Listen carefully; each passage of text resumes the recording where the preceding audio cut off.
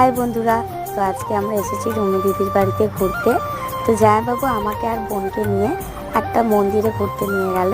খুবই সুন্দর লাগলো এই মন্দিরটা, এখানকার খুবই জনপ্রিয় মন্দির এটা। তো আমরা গেলাম মন্দিরে, খুবই সুন্দর লাগছিল। বাইরে থেকেই মন্দিরটা এত সুন্দর, ভিতরে ঢুকে তো দেখলাম আরোই সুন্দর দেখতে। তো এখানে এই কচ্ছপের মূর্তিটা দেখলাম, তারপরে আমরা ঠাকুরকে প্রণাম করলাম। তারপরে আমরা মন্দিরের নিচে ওখানে গিয়ে দেখলাম যে এই শিব ঠাকুরের মূর্তিটা। এবার আমরা এই জায়গাটাকে ঘুরে দেখছিলাম, খুবই সুন্দর লেগেছে। তো তোমরাও দেখো।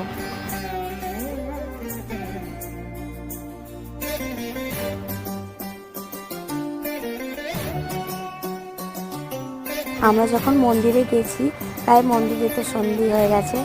তো বাইরে থেকে এই জন্য মন্দিরটাকে এত সুন্দর লাগছিল, এত আলোতে, যে মনে হচ্ছিল এখানেই থাকি, এত ভালো লাগছিল মন্দিরটা। তো এখানেই শেষ করলাম। চলো টাটা, বাই, দেখা হচ্ছে।